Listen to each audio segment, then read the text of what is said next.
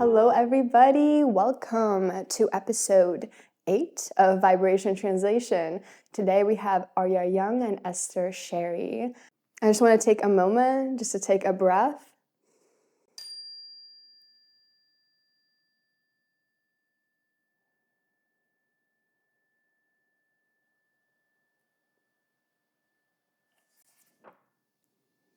So Aria and Esther are two beautiful souls and absolutely magical beings who are here to help us remember who we are.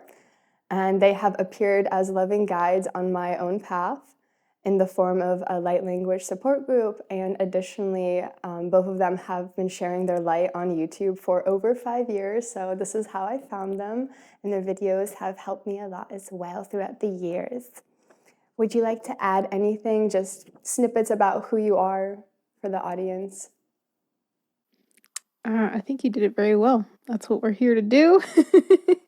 We could go deep into all the, labels and certifications and things, but honestly, yeah, we're here to remind us all of who we are. Period. I love it. I love it. Thank you. So thank you for being here again. And I wanted to begin, with the Vibration Translation podcast. It's about the spiritual awakening, the spiritual journey. So I want to get a lot into light language and flow with y'all about that. But first, I want to start with the awakening, the spiritual journey, the put in whatever word, works best for y'all. I want to ask, when did you start your awakening? Did you have a moment where you started your awakening, or was this something? I remember watching your videos, and I think you both said during childhood you had, some kind of extra sense, or maybe I think with Aria at least, your light language started coming through when you were young. I don't know, Esther, maybe you too. And so I just want to ask and see. Yeah, I'll take it away then.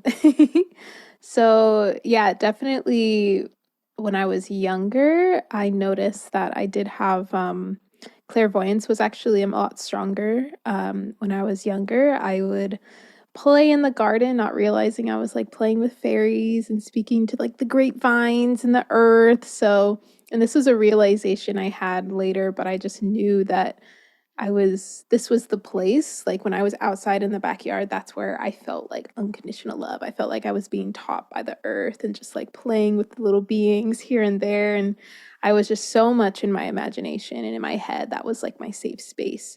So, and eventually like that clairvoyance and that connection really turned into more of this dark space where I was seeing like this one being, which surprisingly enough has like come up again as I as I feel a lot more in my power, and which is very wild. This is very recent.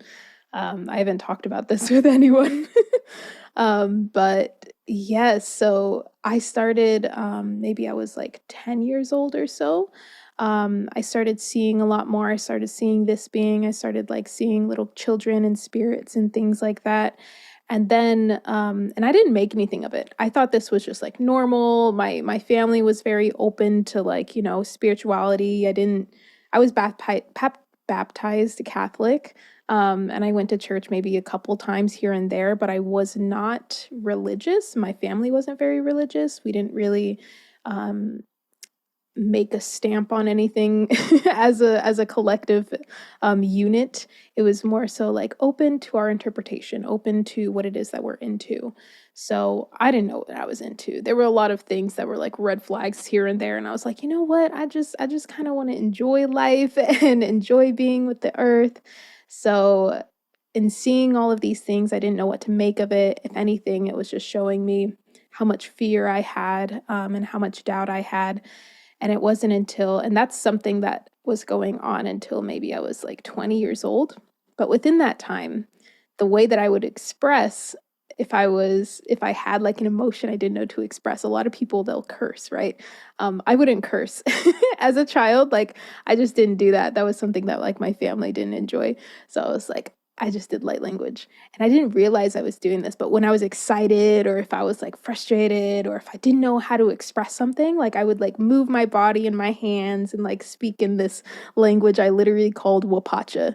So, and they were like, "Are you speaking Wapacha?" And I'm like, "Yes, I am." And I would just be like, "Ano ko saraya tatua," and it was wild because into my 20s when I started realizing that this was coming through again, um, that was like probably like a second awakening for me when I realized like, oh my gosh, like this has been a part of my life. This sounds exactly the same. It's exactly what I was doing. And it always made me feel really good afterwards when I expressed in that way. But as far as like the awakening journey itself, it's felt like a lifelong journey. The more that I tune back into different experiences as a child, I've seen that like every little step along the way has really brought me deeper and deeper and deeper into my purpose and into the exact things that I meant to do. Like every single day, there's always like this key intuitive pull towards something. So me being able to follow that and tune into like these past experiences that, have been terrifying but also beautiful, and it's very difficult for me to choose just one point in my awakening journey. But I do remember when I was 16 years old, and this is something I've talked about um, before, is I wanted to be a dancer, and eventually I had to get surgery on my hip. I had a hairline fracture on my hip, so dancing was out of the picture. I was supposed to be out for only like 4 months after the surgery. It ended up taking me like a year. It was like walking all over again. I have a metal rod in my femur bone that goes from my hip all the way to my knee.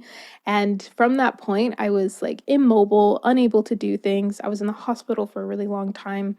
And I didn't know what was going on. Like as a kid, as a minor, I was like, this is it. Like life sucks. So in that time, this was like a really powerful place for me, like in those moments of depression that I was feeling, to awaken to my sense of channeling and creativity. So this is when I realized that I didn't have to just do what my family wanted me to do. I didn't just have to follow the footsteps or be in the shadows of my mom or my sister or my dad and all of their businesses and their talents.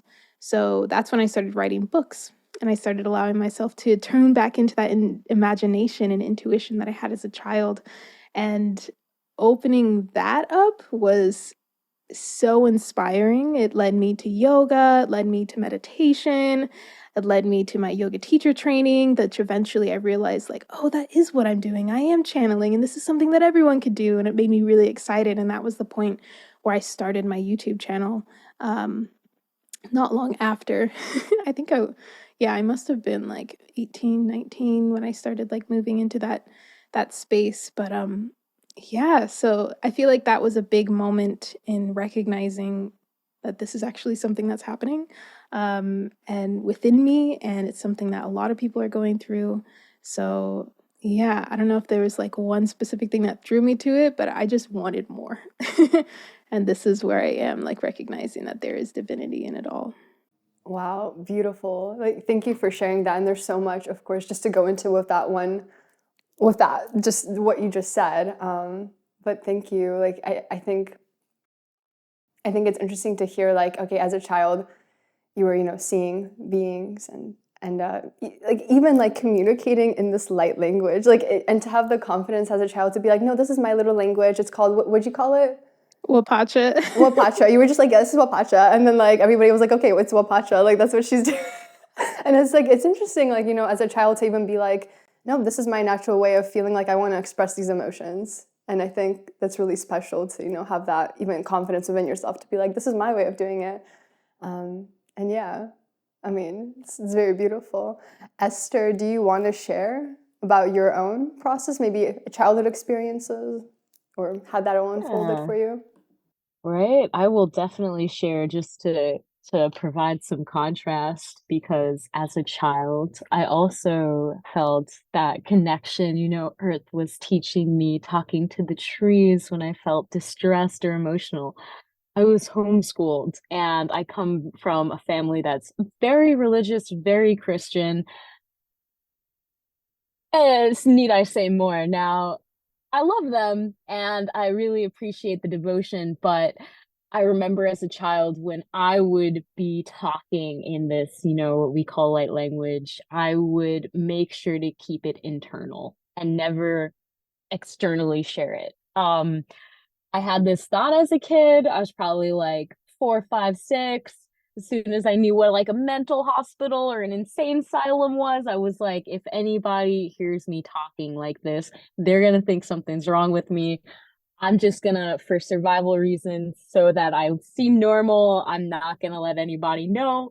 And so it really became something that I internalized, and I would talk to myself a lot in this language, and I would talk to the trees in this language. And if I ever said anything out loud, I would make sure to say it in English when I was younger because, I would like tell the trees like, man, this is how I'm feeling today. But I would never like, I would never like directly without translating it with that filter. And so that was something I think when I first went into public school, during high school. So when ninth grade came around, my mom's like, you know what? I've taught you all I can. Go off into public school. And I was so excited, and society definitely was not what I had expected. But because I knew like you have to blend in, there's like some form of survival that requires you to like be assimilated to society, I became really fascinated with that. And I joined a lot of clubs. I joined like 20 clubs. So I was president of like six of them. It was a lot. And I started having a lot of mental breakdowns because I realized very quickly that people, it was kind of disturbing. I was like, why is everybody like I could feel their energy and what they were saying, and it wasn't lining up, and it really made me depressed. It really like made me frustrated and like scared, and I wasn't sure like why people were being like, I guess you would call like fake. Like why are they saying one thing but I can feel that they feel another thing. And yeah, like I as a kid, I thought it was like people could hear other people's thoughts. I would filter my own thoughts because I thought people could hear my thoughts as well. So there was like this deep, right? I was just like, I can't let them know. I don't want them to think I'm crazy if they can hear my own thoughts. And so this was something up until like halfway through high school, I was pretty set on like realizing, okay, actually people don't know, like they can't read my thoughts because I can see the energy that's going on. And I think that's kind of like one of the friction that I felt with the energy. I saw people were vibing, like what they were actually giving and what they were saying and doing, it wasn't aligned. And that pushed me into a lot of mentally like figuring out like what's up with the other people, like what mental things are going on. And I went through the rabbit hole, if I will. I there was points where I would see colors as sounds, and all of my senses were getting mixed up. There was like a whole point of high school I don't remember. My mom just says like, you had some stuff going on, and I'm like, okay, cool. And then after that I realized it was either going to the Air Force, because that was the only form of socialization, I should say. From the age of 12 I was in the Civil Air Patrol, which is the auxiliary for kids that want to go in the Air Force when they're of age. So that was my social understanding. That's why I knew for society you have to fit in, you have to like make sure you are a part of the pack. And it was really disturbing because, I couldn't color my hair, I couldn't paint my nails. There was like this sense of individuality and expression that I always felt like I had to censor. And it was about halfway through high school, I was like, okay, 17 years old. I remember one day meditating, and I would meditate a lot to kind of keep the bad thoughts at bay, right? I learned about meditation and it was helping me. I was a lifeguard, and you sit down and you have a lot of time where you're just thinking, and I didn't want those thoughts to consume me, so I started actively practicing meditation. I found Headspace. That was really cool. And then one day, as I was just sitting down listening to like a Headspace meditation with good old Andy for like 5 minutes in my bed, I had an out of body experience, and it was really, really weird. I was just sitting in bed. All of a sudden, I could feel it was like a Kundalini rising. I could feel the water like drip. And it was like this life giving water. It was the weirdest thing. And once this visualization of the water touched like my heart, it just overflowed. And I could see the outlines of my aura. My sister came into the room. I could see her aura. It was red. The music she was playing was like vibrating. and everything in the room had like traces of energy. And it really was a profound experience. And I was like, this is so weird. It felt like God just like poured water on me. And I felt like that was my born again moment where my personality changed. My channels were cleared in that moment. And I became a bit obsessed with having that experience again for like probably a year and a half. I was like, I want to open my third eye. I tried exploring. I wanted to understand. I got really into deeply studying Kundalini, the chakras, just like the spinal activations, that what was happening. I just wanted to know what was happening. How could I do that again? And yeah, that was it. Just opened up many more doors. I found that my personality in terms of like feeling that limit to like not share this out was gone. And a lot of Mm. people, like my family, were very concerned. My mom's like, you seem different. You're smiling all the Mm. time. What's going on? And you know, and I'd be sharing light language all the time, and they were really concerned about that. My mom's like, whoa, no demons in this house, you know, right? And I was just like, and I remember one day just like talking to her in light language to like address the fear that she was feeling. Because I know where she's come from. There was like this man in her life that was a witch doctor that practiced really dark magic and left a really big trauma on her impression. And so that was through that light language, I now know it was just like realigning and reprogramming that part of fear. And I didn't realize it at the time. But yeah, it was a little weird. It got like the channel got really opened when it did. I was hearing other people's thoughts for a while. The Galactic Federation came through very strongly.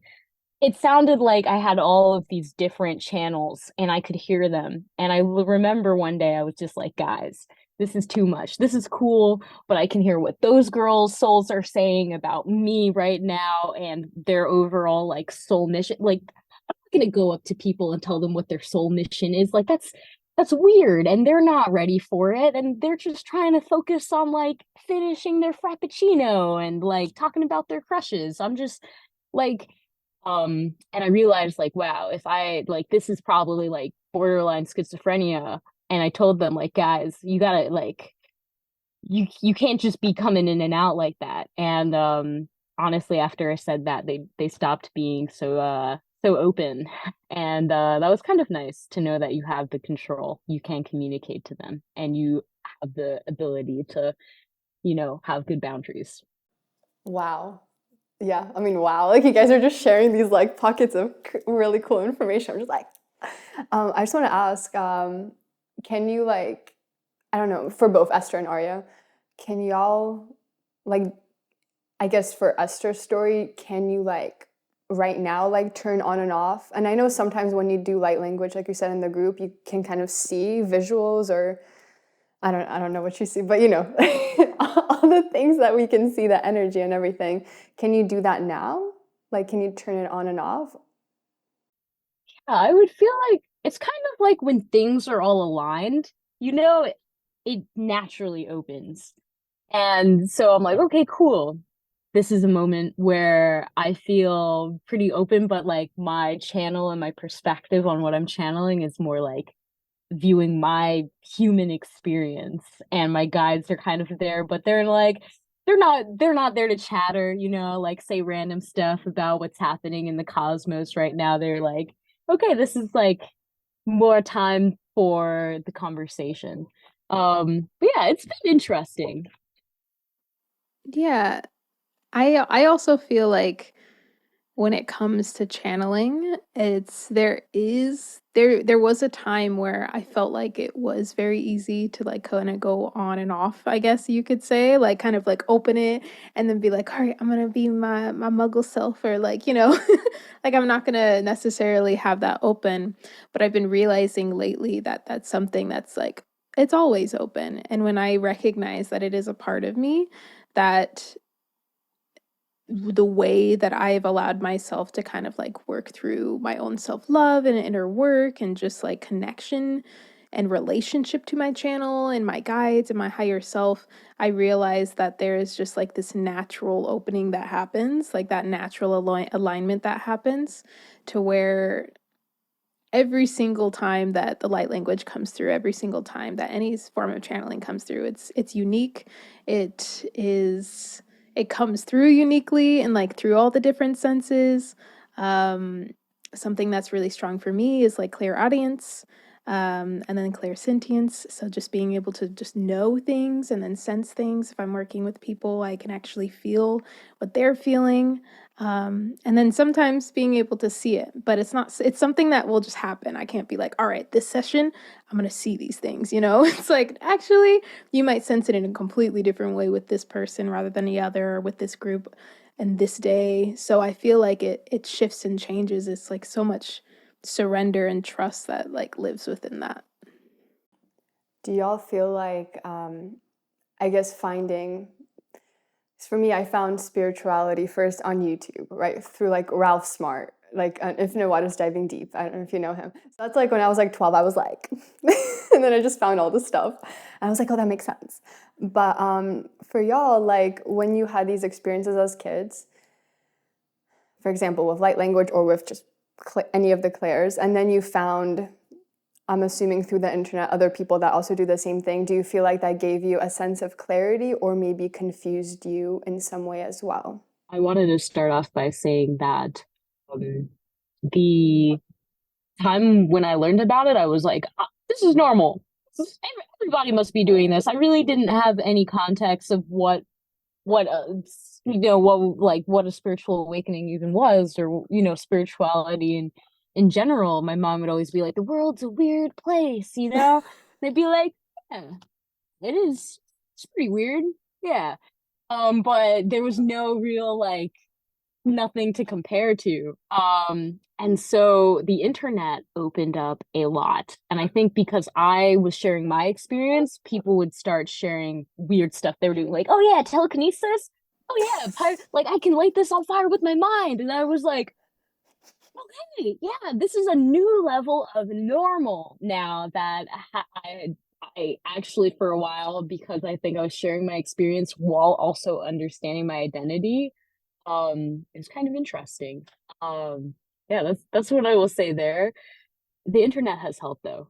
The internet has helped kind of find people that understand your experience or have gone through something, and you can resonate with them and you can connect with them. And so I felt really thankful that people felt comfy sharing weird videos of themselves doing stuff because they felt safe sharing their gift.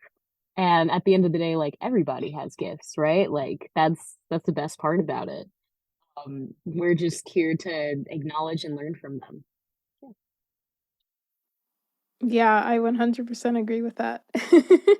The internet was so helpful, but it didn't come in like I didn't think of like looking anything up that I was experiencing. I also thought that some of these things were normal, or that there was just like I wasn't able to talk about it.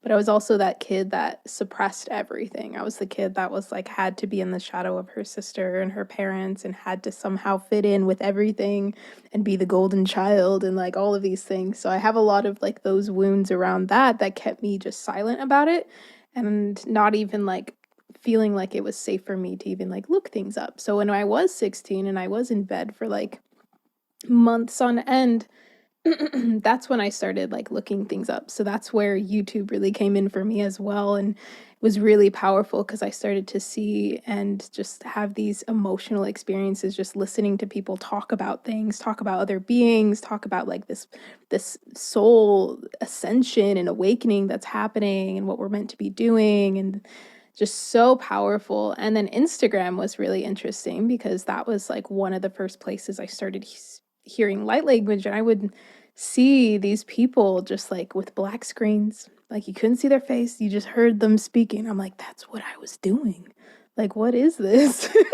And I was like, wait. So I had to like message people and be like, hey, like, what is this? Like, I had no clue, absolutely no clue. And it was terrifying. Like language coming through, that was terrifying for me because I was like, oh, is this tongues? Is this like like what is coming through me, but it felt really good. And a big thing for me was like just following what I'm feeling.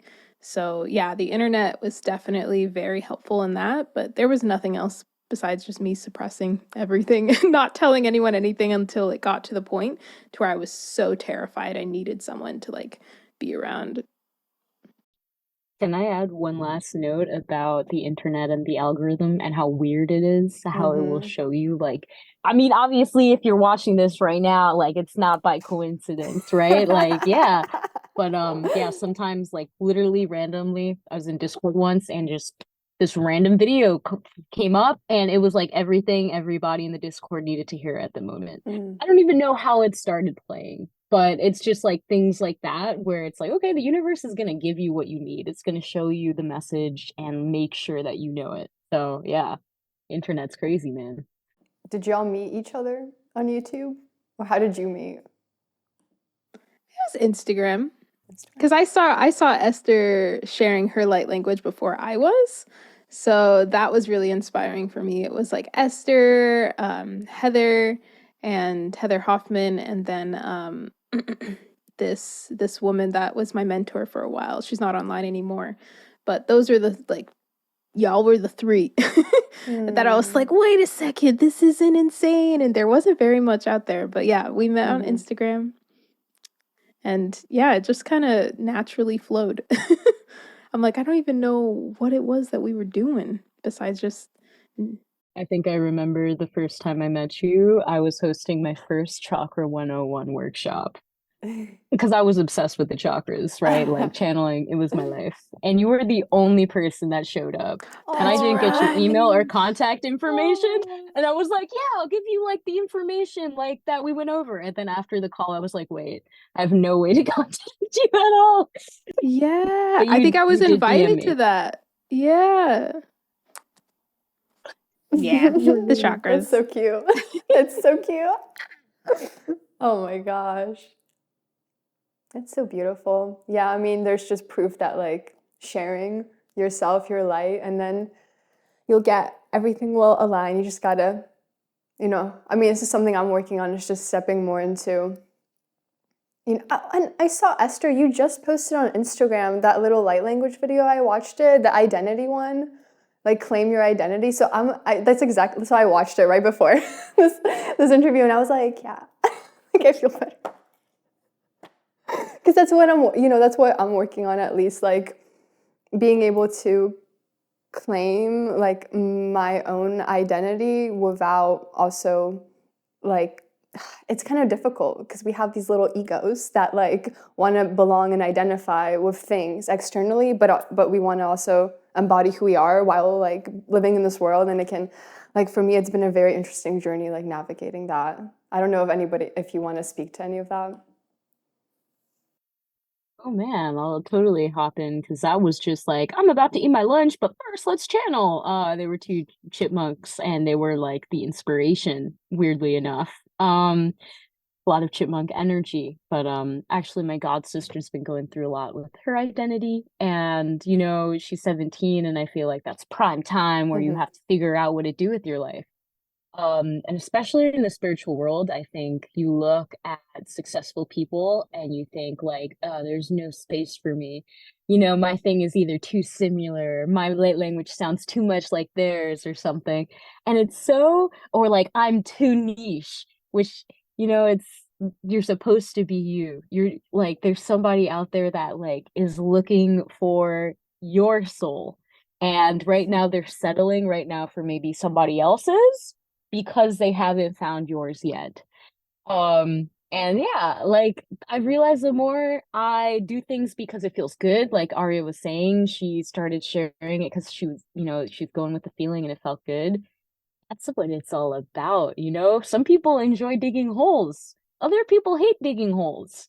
I just spent like 8 hours digging holes. I love it. But we have people that do this as a part of their punishment. So it's like a weird part of embracing your identity is realizing whatever you love is for you to claim. Mm. Yeah, I love that analogy of like digging the holes. I'm also someone that loves digging the holes. I get excited. I'm like, let's go deeper. Okay. And I feel like the whole concept of identity is really difficult because we have all of these higher perspectives of being like there's like this sense of oneness, there's this sense of separation, there's all these different aspects of selves that we're trying to tune into, and we're like we need one so that we know who we are and we can step into the world feeling like we're a part of the human community, right? Or the spiritual community or whatever it may be. And I feel like that's a very difficult thing. And this returns to those senses of multidimensionality, and not even just multidimensionality, but also just like noticing that you are more than one aspect of being.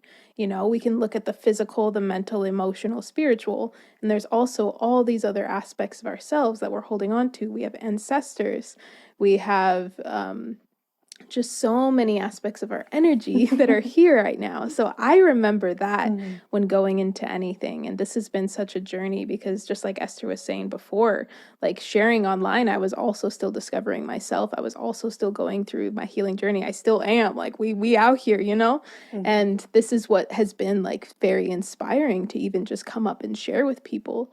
So that authenticity piece of allowing ourselves to recognize what is the ego and how to allow it to assist you and actually pushing yourself forward towards your core values. I think that is something that the ego really, really helps with. And when we can get the ego to that matured state of being like, okay, this is what and who we are, this is what we are wanting to move through life with.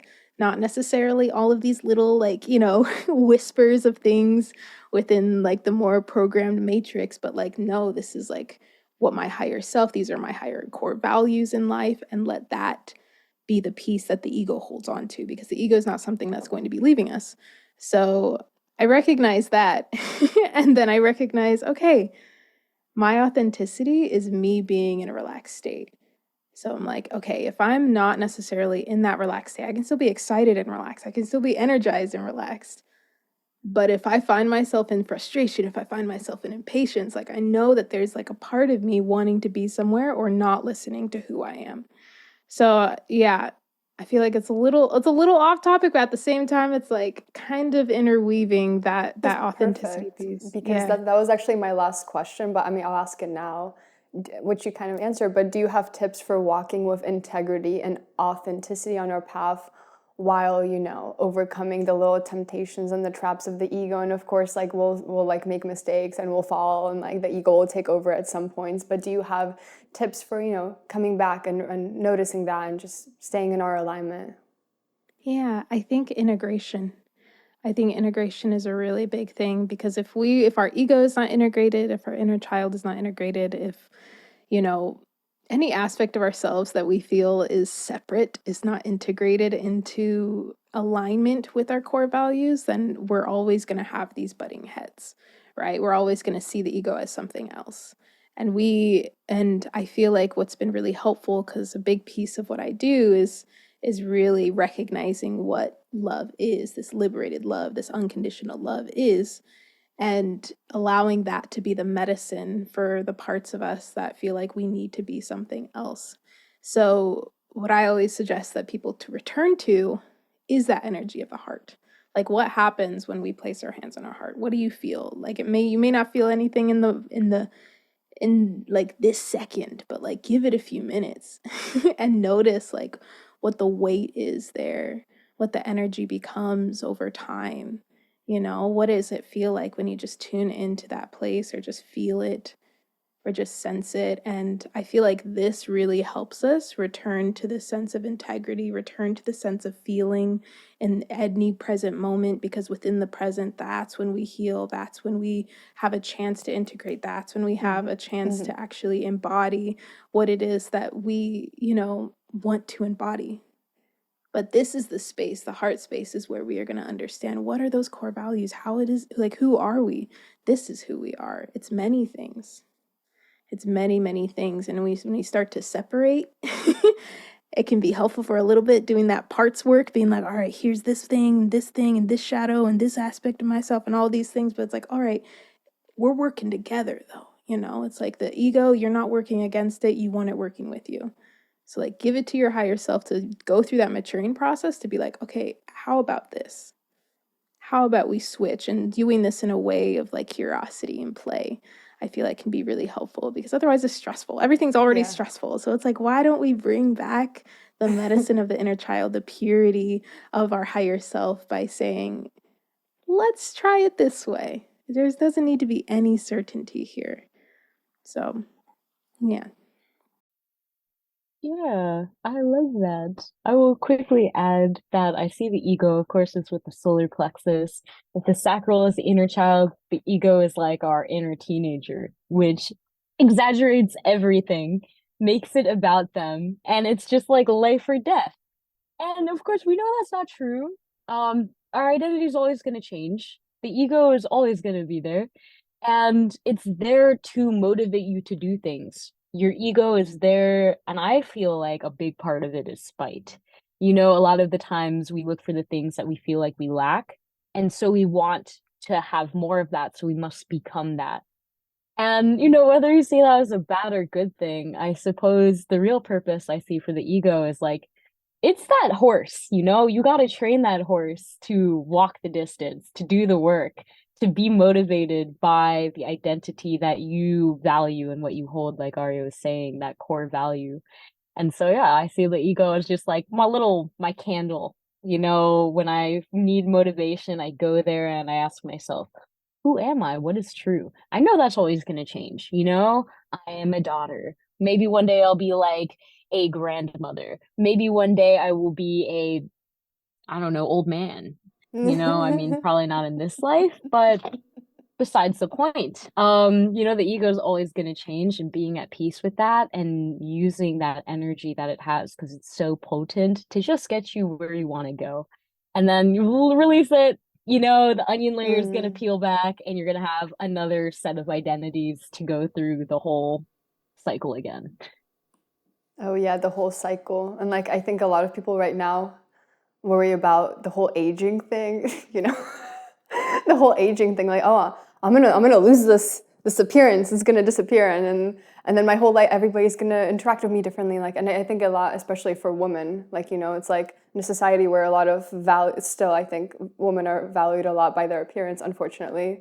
It's a very interesting thing, and then the ego can attach to that, and like, it's crazy what happens. But I wanted to also ask, what opened your minds up to our divinity, to our true nature? And what are your beliefs about, our true nature, who we are?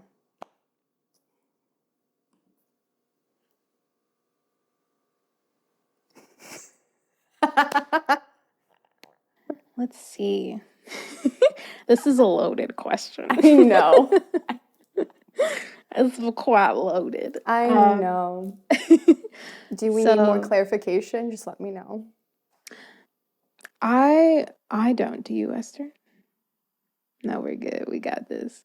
So I feel like what opened me up to divinity or our true nature, or just the perspectives that I have, is the experiences that I've had, just like really intimate personal experiences that I've had in meditation.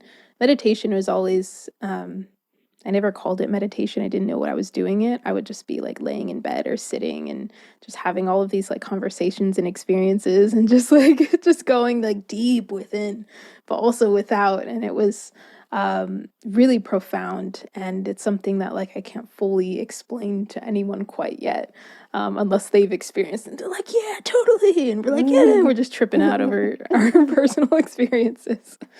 But I feel like in those moments, it's shown me so much of how much I resonate with a lot of different belief systems, not even just like religiously, but as far as belief systems when it comes to the overall concepts of a soul, the overall concepts of why we are here and what is actually happening within the earth and what is happening within each one of us, and recognizing that we are connected. And this doesn't mean that we cannot have individuality. Yes, there can be this oneness. I love this idea of this oneness and this like one source that we are connected to, and it kind of like billowing down like roots and different systems, and each one of the souls being a different system and having each of their own like connections to the other souls within that same system.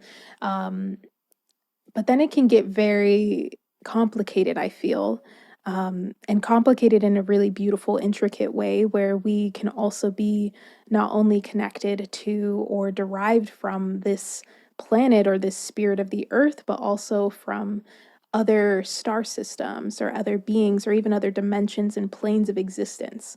I feel like there's a lot of kind of quantum theory that I really resonate with. These ideas of there being our awareness is what animates life, our consciousness, our ability to see and perceive the vibration creates the orchestration of life. And I think that this over time just kind of shows me in hindsight that that is something that I really was connected to and resonated with when I was younger. Um, so yeah, and I feel like it continues for me to return to the sense of the heart and the love, and I think that's just really because it's a big part of my mission is to reconnect us not only to our hearts but our relationship with the earth in this process of ascension that we're moving through, and these shifts and changes that not only humans are going through but different beings and souls and energies like all merging together to really allow what is happening to occur and to help one another in that process, because we are in our own matrix in a universe that has chosen polarity at some level. So recognizing that in the overall idea of what our true nature or divinity could be, because it's many things, but it's also not separate from anything, if that makes any sense. So I don't know if there was like one thing, but I just started to put the pieces together throughout my journey for sure. Esther? Yeah. I guess I'll start off by saying like growing up again, religion was a really big thing. And so I knew like there was this guy in the sky, right? And even this is a weird memory that I have. I was really frustrated as a kid. And I remember screaming, and I don't know why I would bite furniture. Don't ask me why. But I was like biting the side of a chair, whatever, and I was screaming, and then I cursed out God. And in a moment, I was just like, whoa. I felt so bad. And deep in my heart, I had this fear. I was like, God's going to strike me down with a lightning bolt, even though I'm in the basement and I'm going to die immediately. And and I realized like that thought, like, okay, that's kind of fear, but bear with me for a second. I realized, wait, actually, that kind of consciousness is just letting me know, hey, dude, there's no need for you to have a tantrum and start biting all of the wood in your house just because, you're upset. And, cursing out this guy in the sky isn't going to help you in any way. It's just hurting yourself. And so I guess that kind of like instilled, I had this fear of God. I was like, I don't even know the guy, but I don't want to get on his bad side. And so then it was really like later on in life when things started awakening and I really started questioning, people are like, whoa, you heathen, blasphemy, what are you doing? I really started looking into religion and like divinity, and I got deep into like just like the chakras. I seem to like to go down rabbit holes all the way down to the bottom as far as I can go. The same thing happened with religion, and I started studying theosophy. Theosophy. I remember doing an English project on it. It inspired me to do like an English minor, and it was just all about the study of religion, trying to understand the truth, the idea that the whole idea of the theosophy society is like, there is no truth. All truths are true. And it was like really weird. And it confused me for a second. I was like, all truths are true.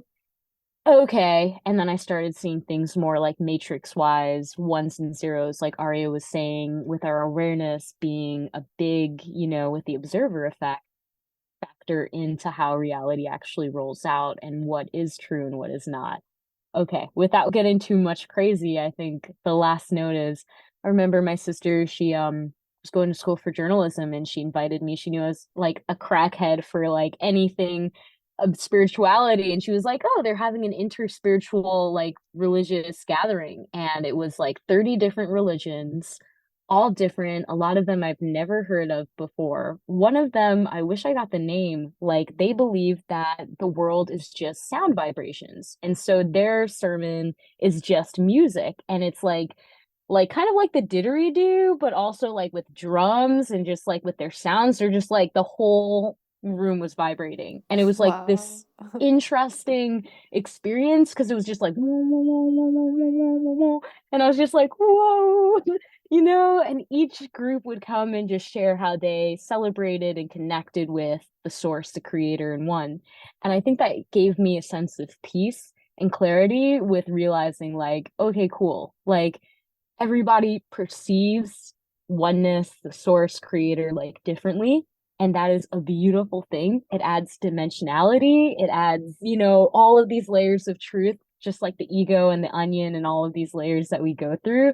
I think the same thing kind of happens with source and how we perceive them. So, yeah, it's just like I think divinity is just like an onion, you peel it back and it's just more, more, more, and Mhm.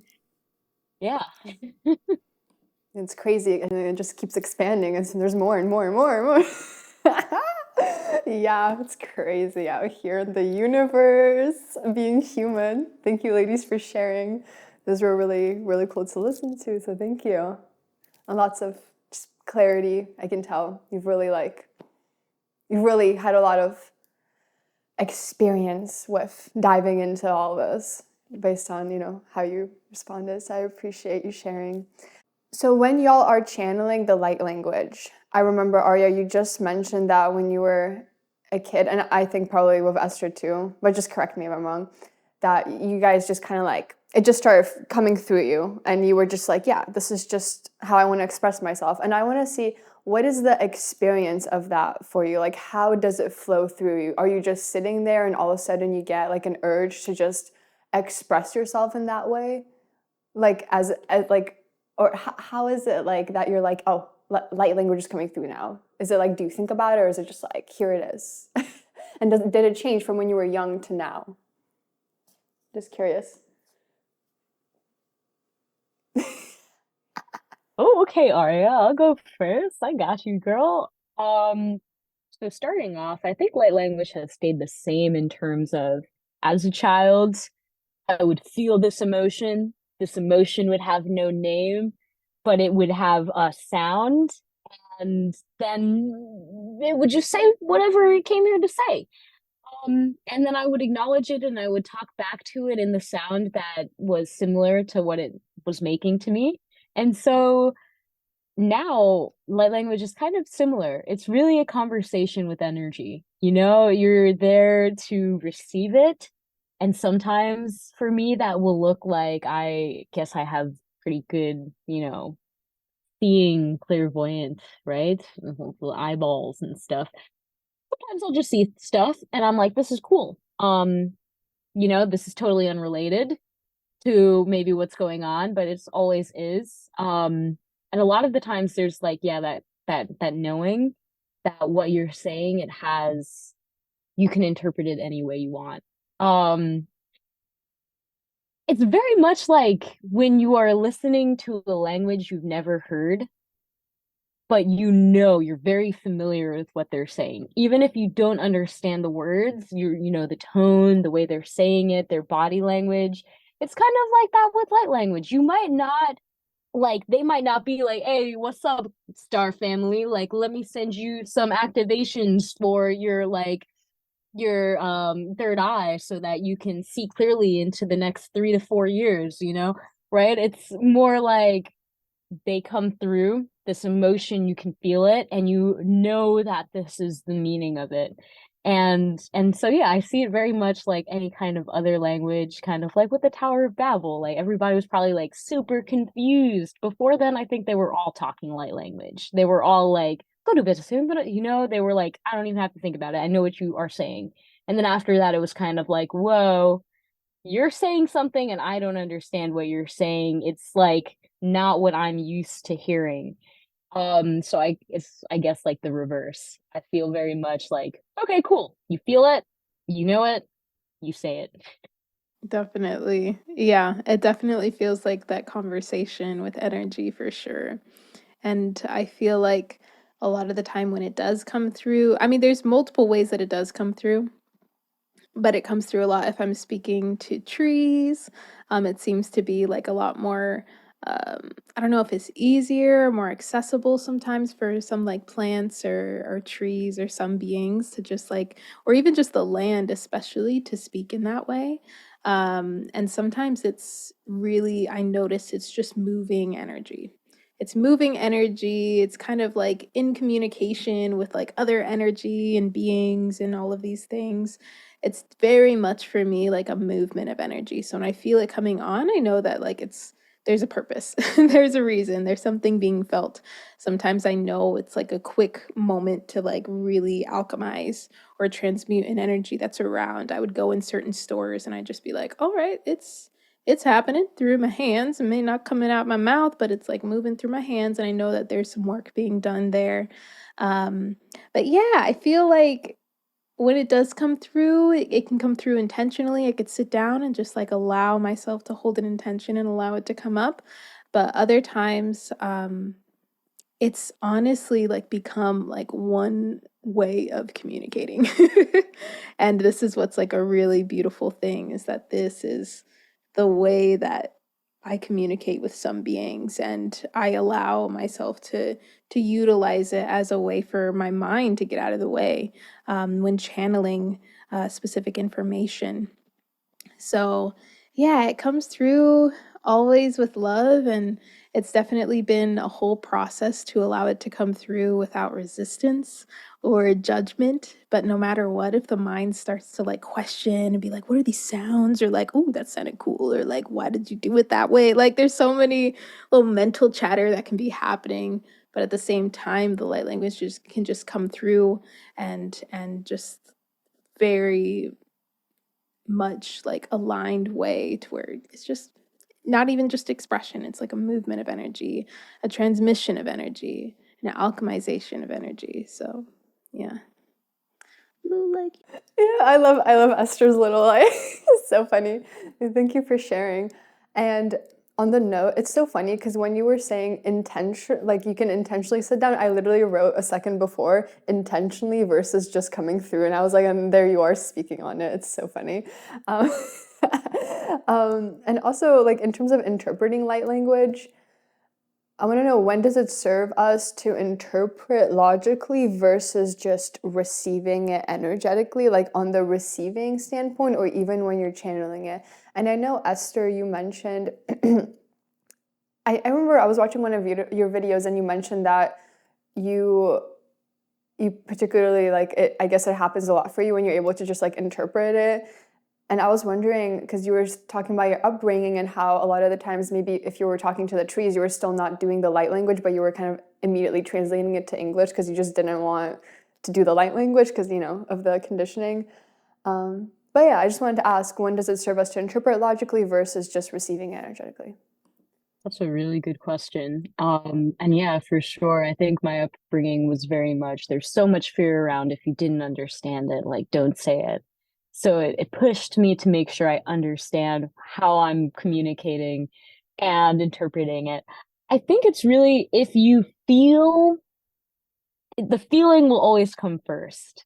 You will know if the people that you are channeling to, the service that you are providing in that moment, you're moving that energy, and they need to understand what it is that you are moving, what specific energy that can help them bring their awareness and assist in the moving of that energy. I love how Aria said it because it's like it's so perfect, right? Like the movement of that energy that helps. So I feel for me, if I have this inkling that these words need to come out because this is what it's about. This is what the transmission is about, and this will help, these people, these souls, these beings to better understand and assist with the movement of energy. So we're on the same page and we're bringing our awareness even more clearly there. And that part of them that does not understand can now get on board because they understand what we're actually communicating. That's when it's very beneficial to translate.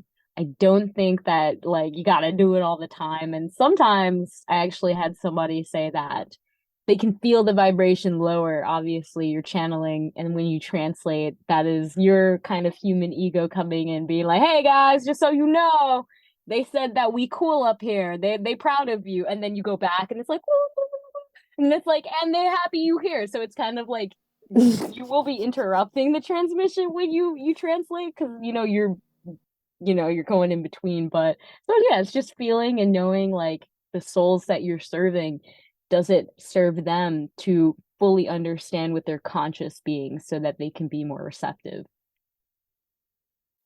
Yeah, you explained it perfectly. And I feel like sometimes we get that intuitive hit to be like, oh, you should probably share this in English. Like, you should probably share this in some human way that it can be understood. Um, and that's always like a really fascinating thing that we've played around with, Esther and I, in the spaces that we've held, is like, oh, okay. And we notice that for some people, it's like exactly, they're like, oh, I needed to hear that, to help them really drop even deeper into what it is that they're meant to receive and move through. So yeah, you explained it so perfectly. I have nothing to add. Well, thank you for that. I want to ask next, when and why did you feel the pull to start sharing your light language, out here in the world? And, we have the things from spirituality that came into the mainstream, like crystals, even the chakra system, Reiki, sound healing, but light language, no, it's not. It's definitely not in the popular sphere yet. It's not accepted, like, healing with crystals or healing with Reiki. Like Reiki is super popular now, right? But I know that had to happen over time. But with light language, that's not something that's, mainstream, and it's definitely considered, out of like all the spiritual things I'm into, like this is the most out there thing I can think of, like really. And so when, you're coming out and sharing, I also want to know, how did you overcome the fear, around sharing this topic that's not accepted in the mainstream? And especially if you're going on YouTube, this platform, you don't know who's going to see your video. I mean, you're just opening yourself up, right? You're just like, hey, I'm here, yeah. So yeah, I'd like to know about that. And this is a great question. Aria, would you like to share first? I saw you. Okay. So instantly it was terrifying because I didn't know what it meant. I had to be really quiet in my room, because I was living with my family at the time, and I was like, I was like literally whispering and like feeling so much. And when light language activates, it just like it comes out randomly sometimes, and you're like, what in the heck is happening? So for me when I was tuning into why this was coming up, and I'd started working with a mentor like pretty soon after I realized that this was happening, I got really blessed that someone was just like popped into my life. I reached out and she was available to just like kind of walk me through what was happening. And when I would channel it, I realized that I didn't feel very much. And this was a lot of the time when I was sharing it with other people. So I would share it with her, I would share it in her groups every now and then just to kind of like practice and things, but I didn't feel very much. When I was doing it for myself or anything like that, like I felt a lot. So that's when I realized, I was like, what is going on? Like, am I doing it right? Are people actually feeling something? And so eventually I realized as I tuned into it and connected with my guides that this was something that I was meant to share with others. It wasn't necessarily just medicine for myself. It was really very much that turning point in my healing journey to actually overcome that fear of expression, to have like this way of expressing that is not necessarily very well known. There was like a handful of us out there that were sharing at the time that Esther and I, came online on Instagram and YouTube, and now it's like, you know, a lot more well known, but like you said, it's also something that is still woo woo because it's not something you just are taught a lot, like a lot of these like sound healing and tarot and all of these other things. So I feel like for me it was very important to add this to my gifts and offerings to the world. I was already doing YouTube and yoga and meditation. So then eventually I was like, all right. And the Arcturians actually were the ones that really like pushed me to record the first video online to actually share this light language. And also my mentor just pushed me. She was like, just like, you know, dance, just move your hands, like turn on a song, do something like so that it was gentle for my body and my being to move through the fear and to recognize that, oh, with this feedback, I'm not crazy. This isn't just something that's happening within my own little bubble. Like this is actually real. So being able to actually put me out there helped me through the fear. And something really fascinating that, and Esther could probably talk about this too, but going through the chakra system and going through the inner healing process, because there are going to be doubts and fears. There was so much coming up for me, so much suppression that I don't know if I would have fully addressed without having allowed myself to recognize that sharing the light language was the way that I was going to move through it. So working through that system was really helpful, and actually working through the doubts and the fears and everything that was coming up to further anchor that trust and surrender to, okay, this is something new, but this is you, and we're going to really just start like adding to that filing cabinet of truth in this form of sharing. I love that so much for so many reasons. Like, first off, I think it's cool because Aria mentioned, you know, around 16 when you were dancing, and now using dance as a form to kind of leeway into light language more and get comfy is it's so beautiful, right?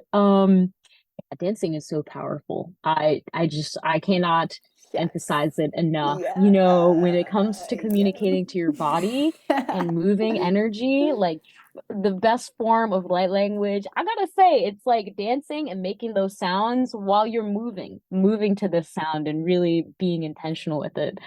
Um, and yeah, I think for me, my guides, again, like I said, they were coming in. It was like a radio attached to my head 24/7.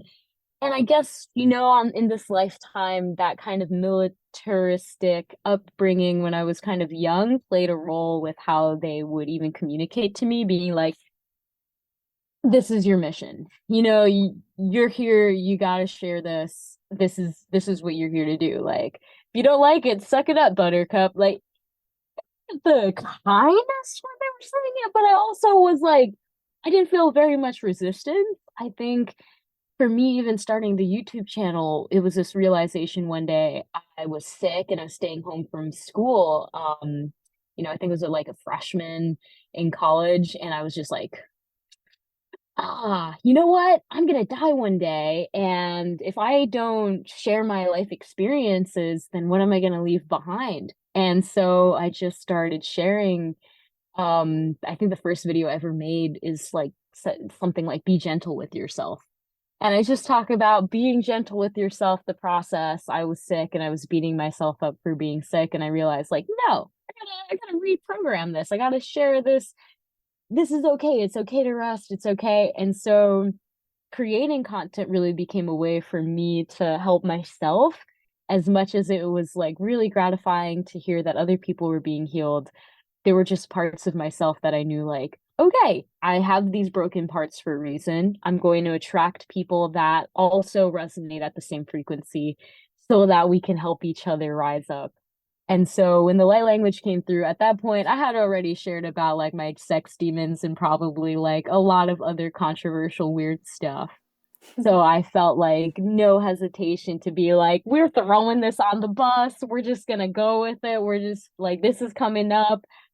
Before that, I was doing Reiki, and I was just like, I remember doing a few sessions of like very horrible angles, horrible lighting, and I was just like, got my singing bowl and I'm just doing it, and then words started coming out and I was like, okay, this is cool. This is just a Reiki session. And then I, saw other people doing it and it was like so fun to see and very, very inspirational. Thank you, ladies, for sharing. Every time I try to talk, it's like, oh, my throat. Is it my little throat chakra? It's doing some things. This is the process, you know? It was interesting to hear. So Esther said that you had a little like radio attached to your head, and like I guess your guides were speaking to you to have you be like, okay, share. And then Aria, you mentioned you had the Arcturians and also like your mentor, but I'm curious about the Arcturian part. The alien star systems and all that. Like, how did it come up for you? Like, how did the alien Arcturians, or however you would call them, how did they appear to you, and how did you know you were speaking to them? Yeah, and how do you know what alien star system you are connecting to when you are connecting to it? Or do people also channel light language from specific star systems? This is kind of like the alien question. Yes, amazing questions. So I was connecting to a lot of different star systems before I started really allowing my light language to come through. And this is what made me believe that, like, oh, light language must be a cosmic language. And soon I learned it's like, it's a universal language. It's not just this form of connecting to what we call aliens, which is a tough word to use because I'm like, well, if they're aliens, I'm alien. So, I mean, like, we're all aliens.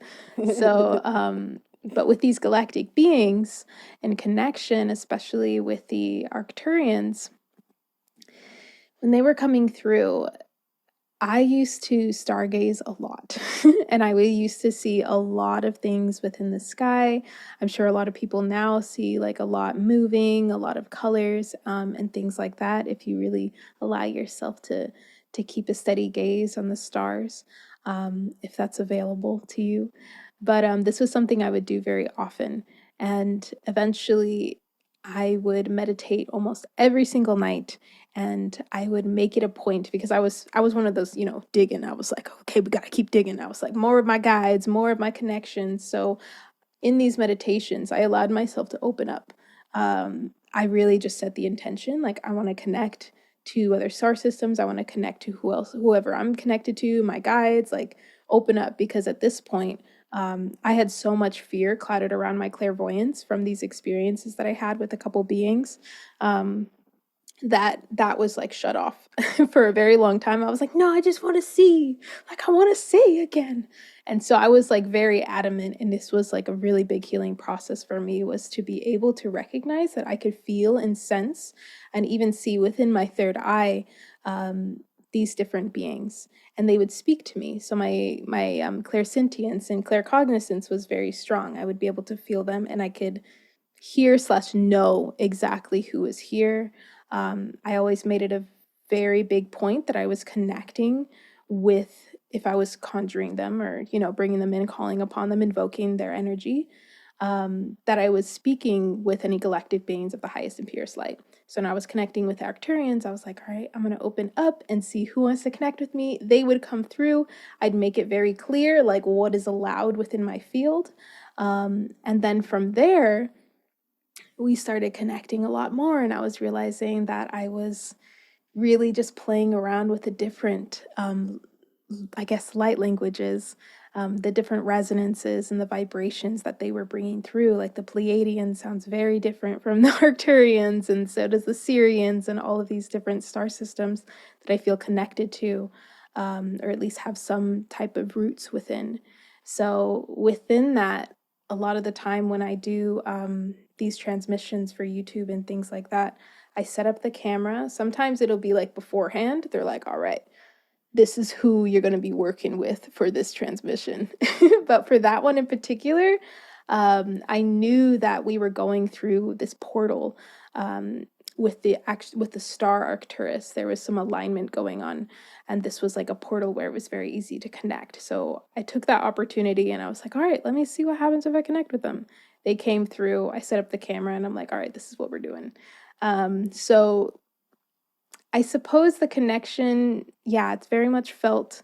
Now I'm able to like see them a lot more, but that's also kind of an ego thing for me, is that like you don't need to see them. So that's been like a lesson within myself, is to recognize and trust in like the feeling and the knowing of who is coming through and what is coming through, and being able to within that learn what level of energy and frequency they are, because one galactic race can have multiple different vibrations of that same being. And that's why it's very important when you are connecting, that you are connecting with those of the highest and purest light, or whatever intention you have. If you want to go and like hang out with like the low ballers over here that are like doing their thing, because there's free will here. To an extent, there definitely is free will here, and they can go as far deep into whatever darkness that they want to. So, yeah, I was just making it very clear of who I was connecting with. And it's been really fascinating, because my ego wants to identify with like one system. And a lot of people come to me because I've done so many different things, and they'll be like, oh, I feel this Syrian energy. Like, I know like all of these things. And I, I am not someone that resonates with just one. Um, I personally like, and I'll let people know, I'm like, I do not resonate with just having one star system. Like, I do feel very ancient.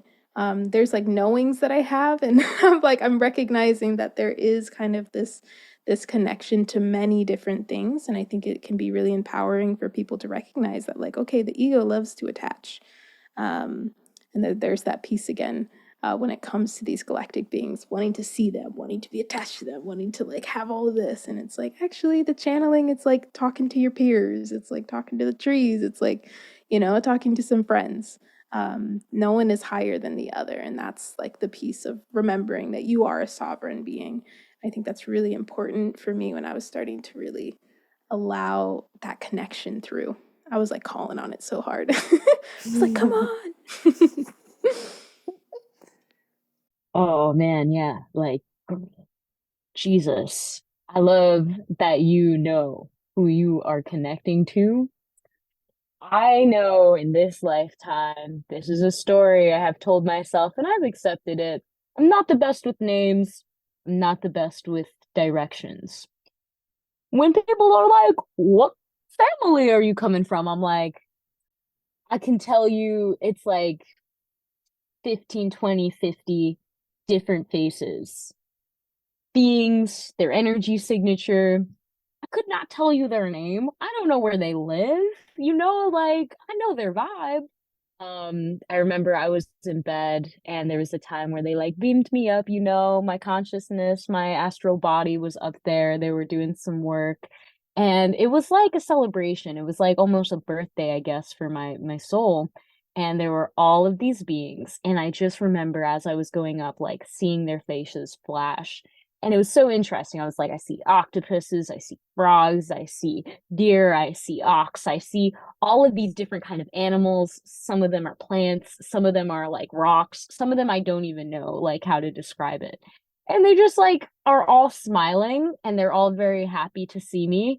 And I'm like, yeah. And it's kind of, you're in that awkward situation where you don't remember their name and they're talking to you and you're like, yeah, it's been so long, it's been good.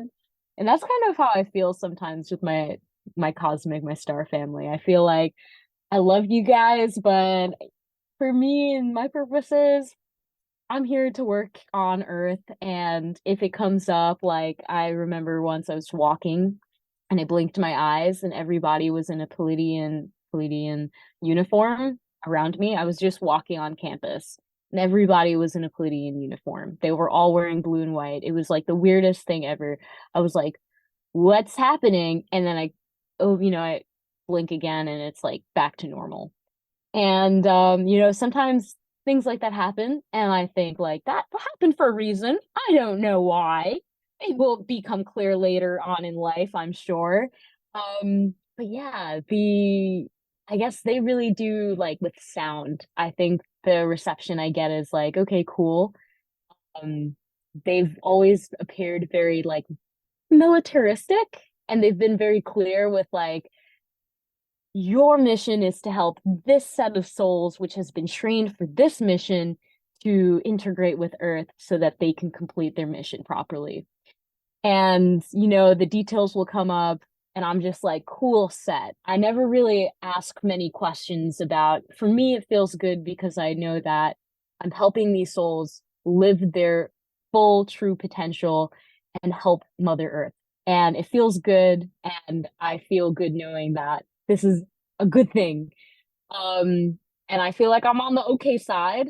Of course, like I have had experiences with the lower entities, especially when I was going through like my porn addiction.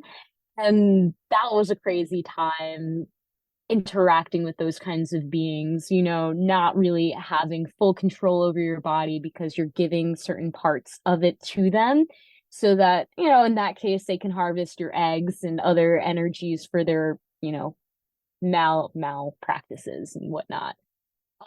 But it's kind of just like humans, you're gonna have good ones, you're gonna have bad ones. You might know your whole family lineage, you might not. You might only know like the first two generations or the next two. And so for me, when it comes to communicating with aliens, the trees, the animals, they all are, I feel, descendants of something greater. And I guess the last note is just every cell in our body has come from somewhere else, and it holds this memory of where it's come from. And together it creates us as a whole unit, but they're still unique and they have their connections to different beings as well. And so just honoring them all, like the higher and the lower ones, knowing that, like, you know what? Whether you know your galactic family 100%, we totally come from just one side or the other, they're all to be honored. They all hold a really very valuable purpose and mission, and they're nothing to be feared. Like everything is level playing ground here. We're all created with a divine purpose and mission. And yeah, that's really helped me not like react poorly to the lower entities or anything and just like see them for what they are. They got the shitty end of the stick. I'm not gonna lie, but like that's okay. We all out here, and just like some people like digging holes, they like doing what they're doing. And so yeah, I can honor that, and like Arya said, connect to the souls that best help me on this mission, which are the ones that are in harmony with the earth, because we out here trying to keep it stable on all levels. That was also fascinating to hear. Thank you for sharing. It's just so interesting to me how people classify people that believe in this or have these experiences as schizophrenic. Like I've heard many stories of this, and I have friends that are not spiritual, and they may be open-minded, but they're kind of like, I'm just trying to say that there's many different perspectives on a person. Like there can be people that are like, oh, I used to be into this stuff, I know all about it, and I know that's just a mental illness. Like I'm like, what? So here I'm just trying to display like the experientiality of life, right? Like we don't, for me personally, like I feel like I can read all the books and I can talk to all the people, but it's like if I don't go within and go towards the direct experience of it, then how am I supposed to, know for myself? And so with y'all that have this direct experiences, I just want to display how you have like went into them and processed them, and so people can have a better understanding of that, instead of just putting like a label on it, because it happens a lot, and it's fascinating. The kind of conversations I have with certain people. Yo, I feel like this is time for a quick rant. When I dated somebody who was schizophrenic, and I was so fascinated with this. Whenever they saw anybody, they would be like, I'm seeing demons, I'm seeing horrible things. And I'd be like, tell me more. What are they saying? And they were like, no, it's too horrible for a mere human to hear. Like, it's pure torture. So he would not say anything, and I now realize that was a way that they were able to keep him captivated, because they trapped him from really expressing and letting go and naming those demons so that they could be minimized and released. And that's just like one of the interesting tactics that I think is really interesting. There are so many ways, and I feel like everybody's seen aliens. Sometimes though, it's just like so unbelievable that we choose not to believe it. And I've actually had a friend say, like, if reality is a lie, do not tell me. I do not want my world shattered. I'd rather live a Yeah. lie than be depressed that everything I thought was true is not. And so we have those mechanisms when something happens that's out of the blue that we're like, this, it cannot be, where we just remove it from our minds entirely, right? So I think that happens pretty often if you do have contact with a being. It's very easy for your protection and theirs, mostly your protection, so you don't go crazy, right?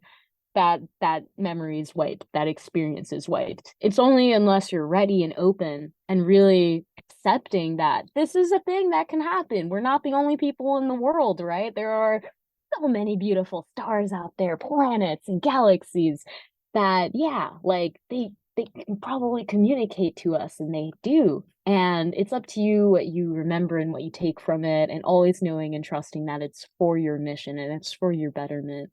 And it's here to serve a purpose, for your lifetime here on Earth. And yeah, that's been helping a lot. Yeah, I love that piece about like it's really survival and fear that brings people back to the comfort of like this matrix type or like this control system. We come back to it because we're like, oh, it's really comfortable. They made it comfortable for a reason. And that's like our lack of awareness of the love that we do hold and of the power that we do hold and how wonderful that light actually could be. But it also lives within the acceptance of what that darkness is. And something that's been interesting, I've worked with a lot of family and friends and clients with actually clearing and communicating with these like demons that they would call them, especially in dreams. Like there's some wild dreams. I'll be like, this is happening to me, and it keeps happening over and over again every single night. And so I got to a place where I felt comfortable enough, and I would do this as well for my sister when she was going through um, depression and suicide attempts and things like that. And just starting to like see, and I could actually see and visualize, I could call upon these different beings and notice that they were like mixes of other energies and other beings, but also mainly were conjured within their mind. So this was something that I was realizing was like a part of them that had like reformed into something else. And this reminds me of like the egregore, this concept of like all of this energy and thought forms and beings kind of coming to this one energetic signature. So this is something that can happen within our minds. And I'm always curious. I'm the same way as Esther. Like I'm like, please tell me, what did you see? Like I wanna, and it's and being able to communicate with them is a really powerful thing, because now we're bringing it out into the light to be seen as what it is. And a lot of the time it's like, all right, some of these things, they want to be there, go be there, like that's their thing, that's their free will, they can do that. And some of them just needed that conversation and that just shining of light, the naming, the expression of what it is that they were here to show that person. It's been fascinating every time, and it's always like just such a beautiful experience to actually recognize these different energies that are coming through. And it's a very difficult thing when there can be a stigma around mental illness and our psychic gifts, because there is an intermingling sometimes, especially with psychosis. That's something um, been with people that experience that, and often, and it's always very fascinating. But it just reminds us that like we can go so deep into these things to where we are not necessarily in full free will control at some point. And this is where that connection to the higher perspective and to the heart is so important, because that holds on to that sovereignty to recognize that that it's there, rather than us being in a reality where there isn't an exit point.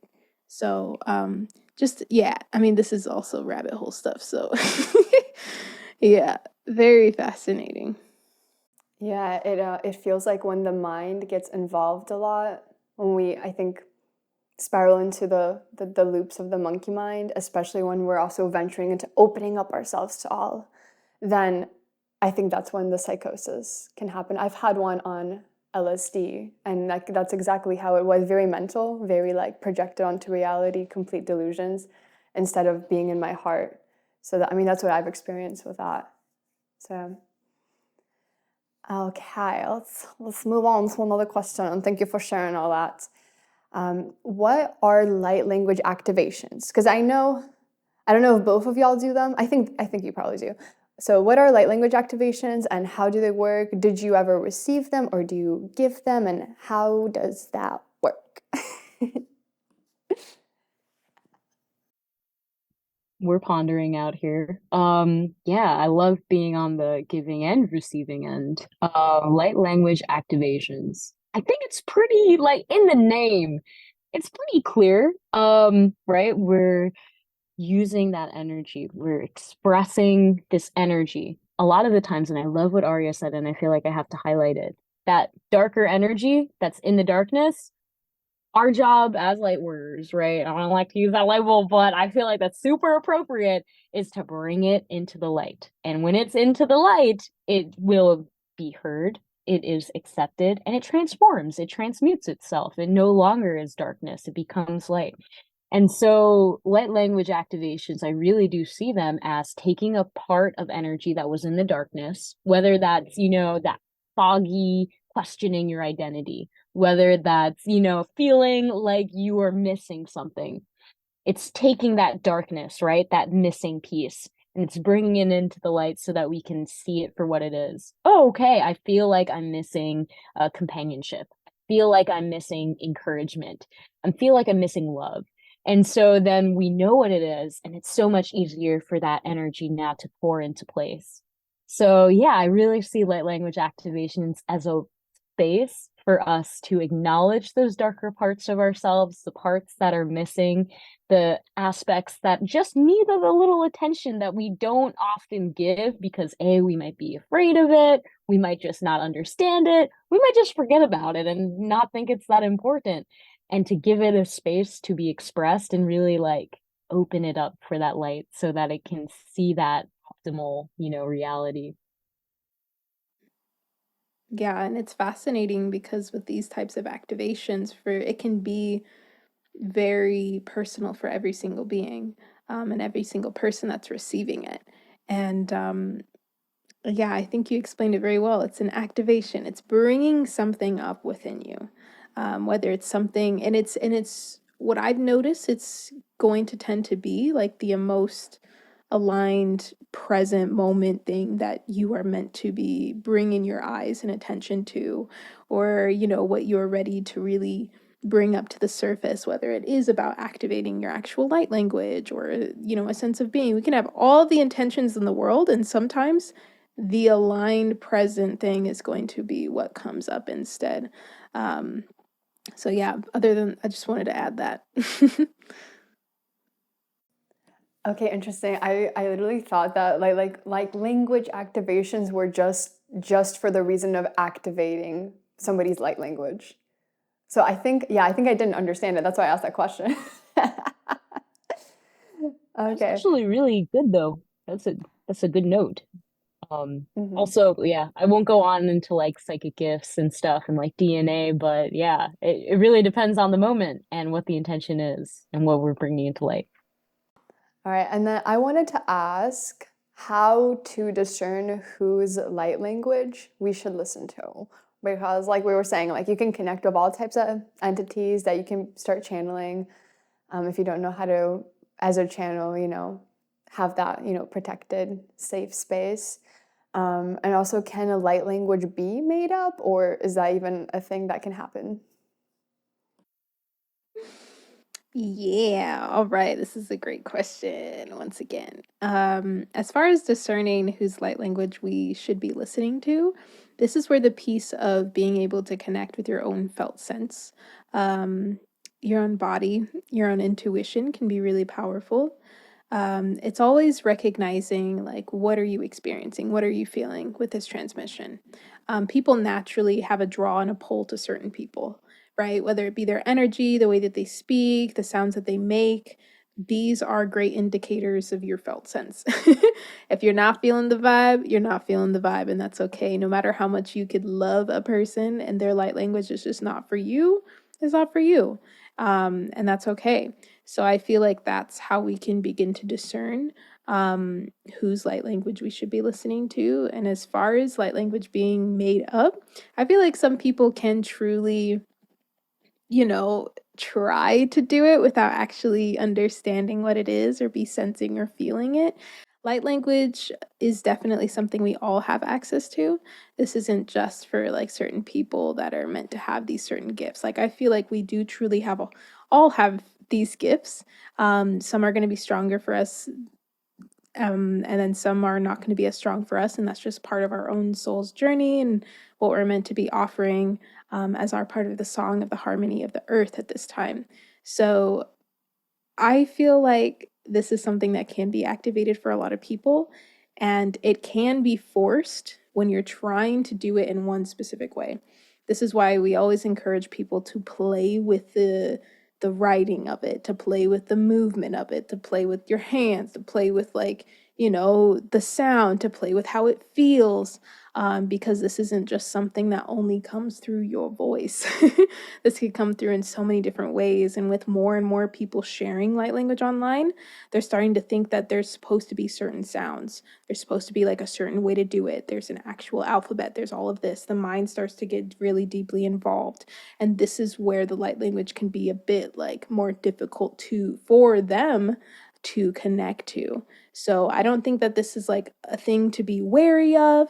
And this is why being able to have a connection to our intuition, our felt sense, our body can be really helpful in discerning whether someone is just trying to mock and to play upon this, rather than someone that's really just allowing it to come through.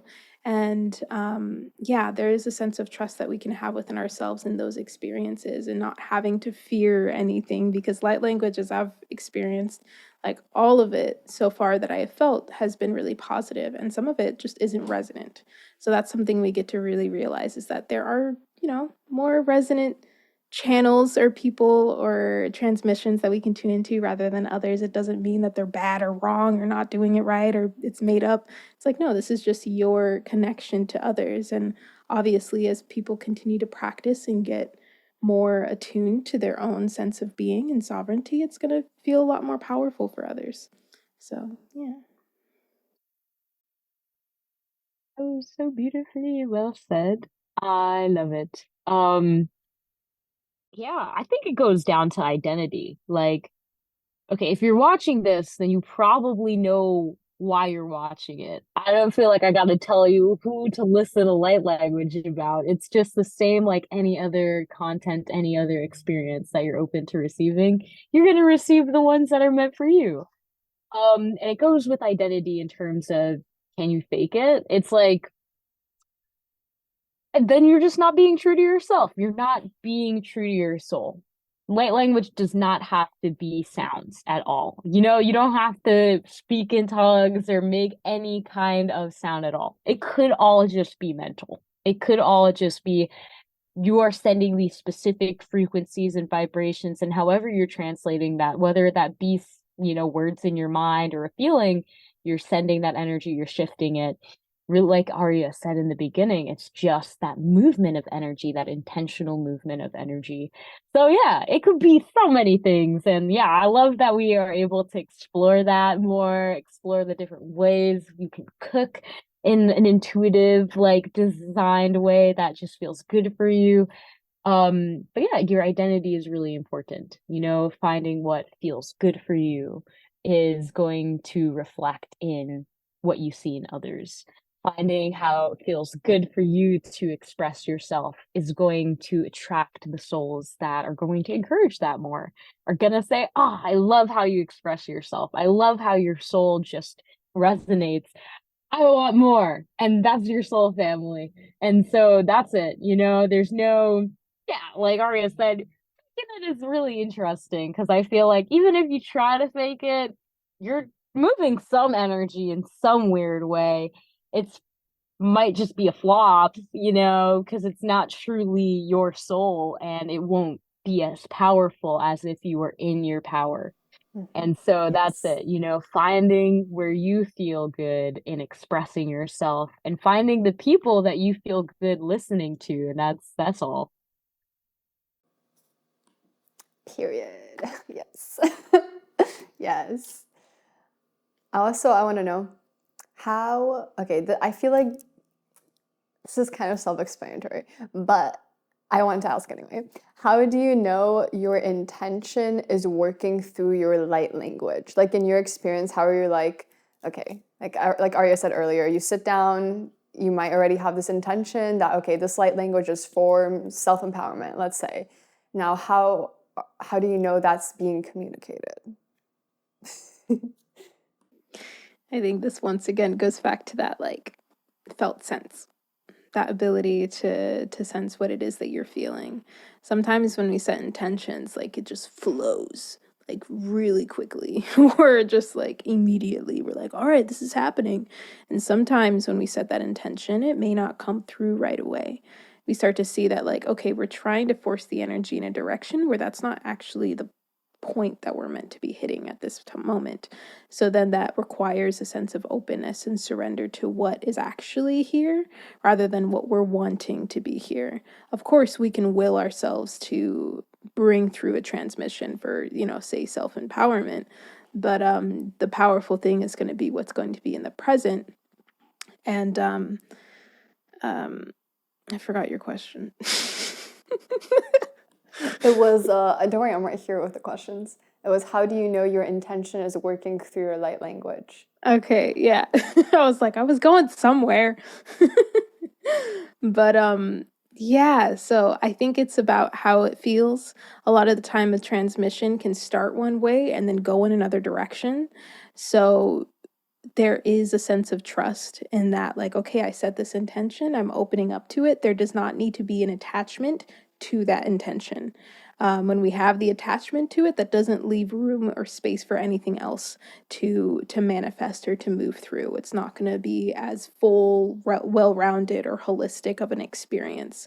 So we know that it can, that it's working when we allow ourselves to trust in the process. And if we're doubting that it's working, if we're doubting that, this intention's coming through, then it's like, okay, then that's the piece that we get to recognize, that we have this expectation of how it's supposed to be, how it's supposed to feel, and that is not what light language is going to bring you at all. So there needs to be some sense of openness to the present moment when working with light language. So I feel like it's kind of an interesting thing. Like, you don't necessarily want to be asking yourself if it's working or not. You kind of want to be open to what's here and now. Yeah, I'm gonna jump right on because if you're asking yourself, is this working or not? Then you're in the energy. I don't know if this is working, honestly. I'm just like hoping it's working, When you trust, that's it, period. Set the intention, trust that it will come through. You don't need to know how, right? Like, it has to come out this way because, like Arya said, it's gonna restrict the movement and the flow of energy. So really, it's just set that intention and trust that you have the ability to move the energy in the way you want, and that there is a reason why, in the first place, you even want to move the energy in that direction. So knowing that, you can allow yourself to go through the motions and trust that this is how it's supposed to be. I used to be super into like setting all the intentions and then like having all these expectations for the day and then feeling kind of upset when things didn't go the way I had intended them to. And so, yeah, like Arya said, I'm just going to highlight again, trust that your intention is going to manifest in the most divine way it is supposed to, and that you had that intention for a reason. You don't have to know everything. You can allow yourself to trust and surrender to the process. Beautiful. Thank you both for sharing. That felt so good to hear, to listen to, in alignment. And I also want to ask, so light language is a communication, right? So have y'all ever spoken to each other or to other people just in light language as this other form of communication? Yes, 100%. We've done it together. We've done it like in calls. We've done it with others on calls. We've done it in person with animals, babies, people, trees, lands. Yes. Do you want to like Yeah, experiment? I'll share. Like, Yo, 죄송합니다. Oh, Esther, did you Yeah. want to say something? Oh my gosh, yes, I love it. Yeah, quick examples were even for the mentorship, the 5 days of light, we would talk to ourselves, each other in light language, just to understand the core of what it is and who we're here to serve. And we would see what would come up. And so we would talk and then, kind of translate into human words to confirm this is what I'm getting. And then we continue to have this conversation. It was Mm. really interesting. We did that at the end and I loved it. I love it. Yeah, I told the butterfly like, "Yo, bro, if you stay in this greenhouse, you're gonna die." And it immediately followed me outside, and it was really funny. Yeah, okay, I am ready. Do we want to just speak in light language? I don't know. There's see what happens. Yeah, Definitely. Yeah. what do we? Let's see. Do we want to set? Let's set an intention for nothing too crazy. Let's just see what the viewers' kind of energy is coming up for them, maybe that we can offer some support and love to. Okay. Um, feel free to add. I will take a breath in with you guys as we allow ourselves to just align.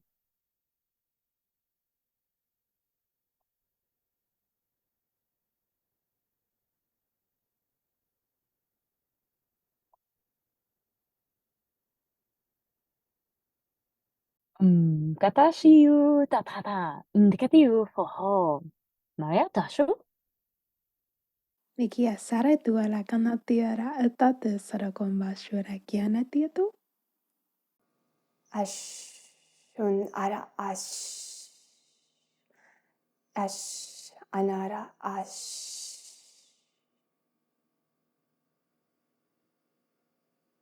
Kapiaratia samoko ramaha shara kanatia.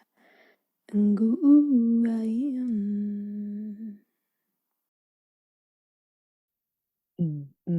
Totototosh iyo handare ele and those.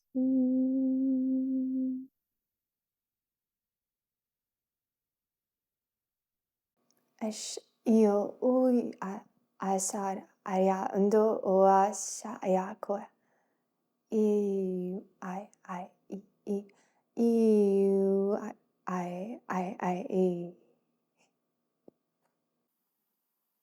Masara kumashiara kana soko uarapia. Anahiala kia saraka ua anahiara kia latia. Ambua sarahanatia. Ngu ua na yesu kuara kia na ya ambo shu shukudu do.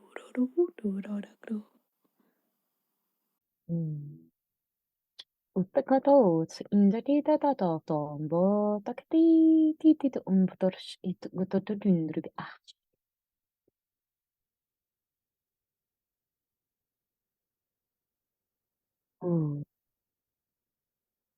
Tapi sarakia tatukola. Tati sarakia tatukona ma. Iya sarakia natua. Angiana sieta kawala kia mua satayata.